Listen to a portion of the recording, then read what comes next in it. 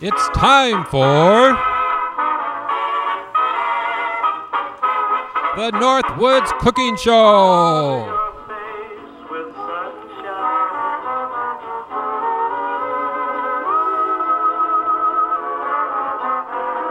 Starring Uncle Roy and Miss Callie, the troublemaking dog.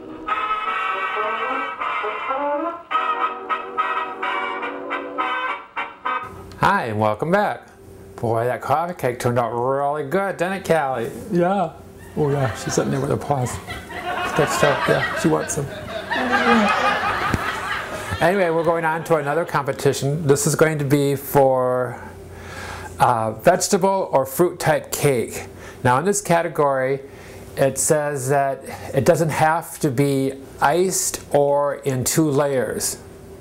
So, I'm going to take and make it into a bundt pan. Now I can do a vegetable or fruit type. I want to do a vegetable, and I want to do pumpkin. And what I was decided to do was the recipe that I've given you before for my pumpkin bars, which is fabulous, is very light and airy and cake-like, more so than a bar type. So I'm going to use the same recipe for the cake because it is so spongy. A friend of mine, she took and entered one year, and she did the bars with some other recipe. It wasn't the pumpkin. Anyway, the critique came back that they were too cake-like of a bar. They weren't the traditional thin layered bar type of cookie. It was more cakey-like. So she took the recipe and made it into a cake and entered it the following year and got a blue ribbon on it. I'm like, good for you, girl. So I'm going to take and try the same thing, because this recipe, even though it is for bars, it's a very light cake. So we're going to be making the pumpkin cake, and we're going to do this in a bundt pan. So for this we need 4 eggs, and you can use this. This is the exact same recipe that I have for my pumpkin bars. So you can use the same thing and then just pour it into a jelly roll pan and just bake them off that way. And then just do a cream cheese frosting on top. With this, we're not going to frost. We're going to leave it in just plain, because it's very good and moist. So we want to put all these ingredients together. The 4 eggs, 1 2/3 cup of sugar,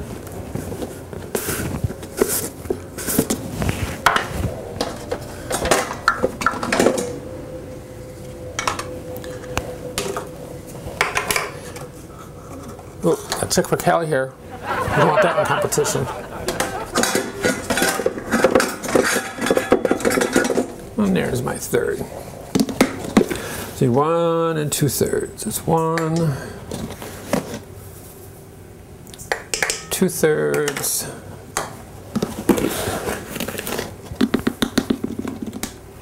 And 1 cup. And then next we need 1 cup of oil. And 1 can of pumpkin. Now I found out too that any recipe for cakes or your quick breads that call for oil will be an extremely moist cake. So that's the secret ingredient, is using the oil to make it moist. And then we got 1 can of pumpkin. This is the small can, not the real large one. 15 ounce, I believe. Yeah.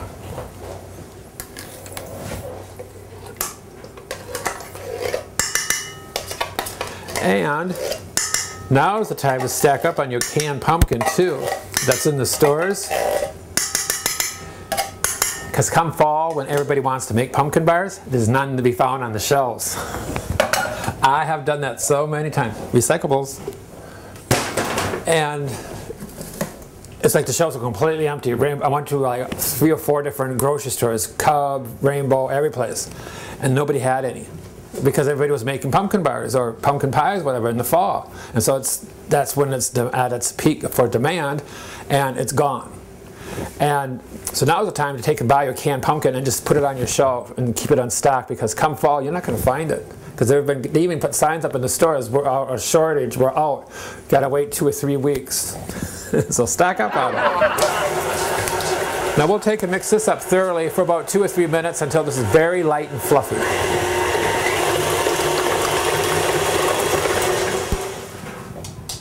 Oh, look at it. She's waiting for samples.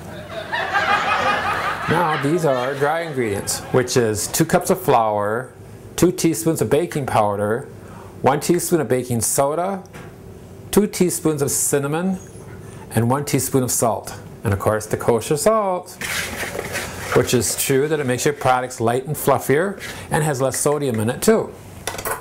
Now we're going to put this into our liquids.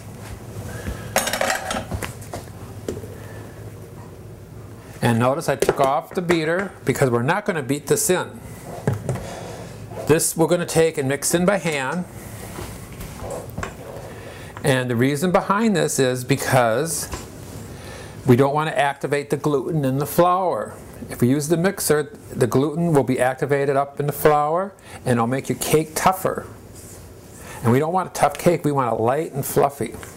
So we just want to mix this up until it's very well moistened. But we don't want to overmix either. Like I said, we don't want to activate that gluten. So once it's all incorporated,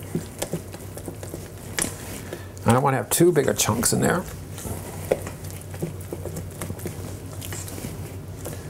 And we can stop. And then we'll take and spray our pan. And I get the Baker's Joy, which has flour and oil mixed together.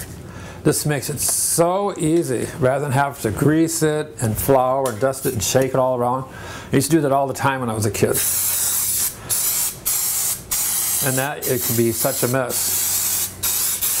And this too, when you're spraying it, I'm spraying it towards the sink. Because if you miss the pan, you don't want to have spray all over your floor and all over the countertop. It happens. And then we'll just pour this right into our bun pan.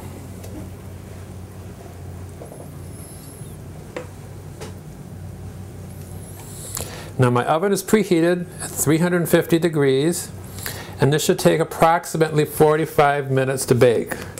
You can tell when it's done when you stick a toothpick into the center and it comes out clean.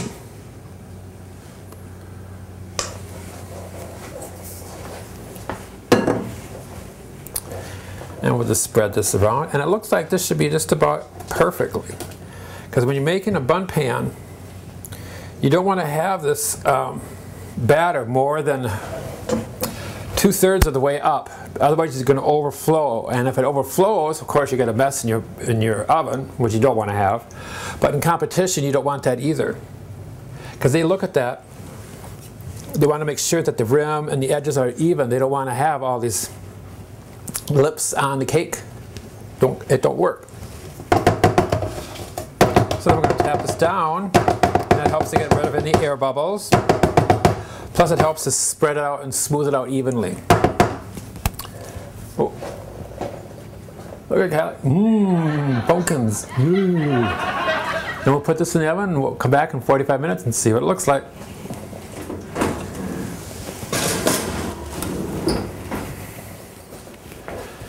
And here is our lovely bun cake. Boy, did that ever turn out pretty, didn't it, Callie? Wow. And remember, we're not frosting this because we're going to enter this as an unfrosted one.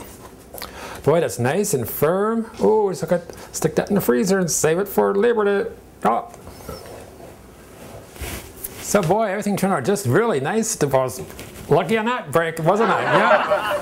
Well, I am a good cook, but you know, sometimes it's hot today, as this is the just before 4th of July. It is so hot and humid out. Oh, good Lord! And so you got to have air conditioning on in your house when you want to bake things, especially when you're making bread.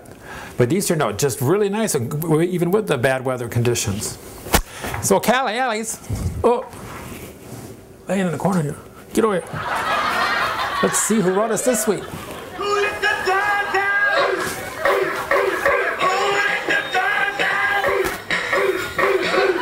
Oh, she gets a tweet when we answer the mail. Yeah. Get over here. It's pretty. Yeah. Oh, come on. Oh, there you go. Yeah. Those are our low-fat doggy treats. Yeah. Peanut butter shortcuts. Low fats. Yeah. She gained 5 pounds. We got to give her low-fat treats. And the recipe too is online too. Speaking of which, we are online on Facebook and YouTube. You can just go to the top of the page and in the search section, just type in the Northwoods Cooking Show, hit search, and we'll pop up. We have lots of episodes that we've previously taped before, because I have a half-hour show, and on YouTube and Facebook I've cut them into pieces. And sometimes there's 1 or 2 whole shows, but they're mostly into pieces of individual recipes. And so there's a lot of doggy treat recipes on there too. So okay, let's see what they say. Who wrote us? Dear Uncle Roy and Miss Callie, I was wondering when you're canning strawberry jam, or any jams that is, what are the best kind of berries to pick and why? Thank you, Daryl of Burnsville, Minnesota. Do I have my glasses on? Oh, Daryl. Let's see. I know when I was out berry picking, I just did my apricot jam this year and my strawberry jam, and what was the other one I just did? I did dandelion jelly earlier, apricot, strawberry, and rhubarb. And my rhubarb got a blue ribbon this year, and so did my blueberry jam. My strawberry jam got 2nd place, and I know why, because my berries were too dark. That was the reason. And that's what I'm going to tell you, Daryl. When you're making your jams or jellies, you want to have fresh fruit, of course. But you don't want to pick the dark ones. You want to pick the fruit that is slightly underripe or just about. For instance, in strawberry picking, you want the lighter pinker ones. You don't want the dark red ones. Granted, they're ripe and they look gorgeous and they taste wonderful, but that flavor is lost in the cooking. When you have the slightly underripe fruit, it gives it a much more strawberry flavor. So you want the pinker ones. That is true with any of your berries, your blueberries, blackberries, etc. You want the lighter colored ones, not the really dark ones. The dark ones give you a dark jam, and in fair competition, that goes out the window without even opening and tasting it.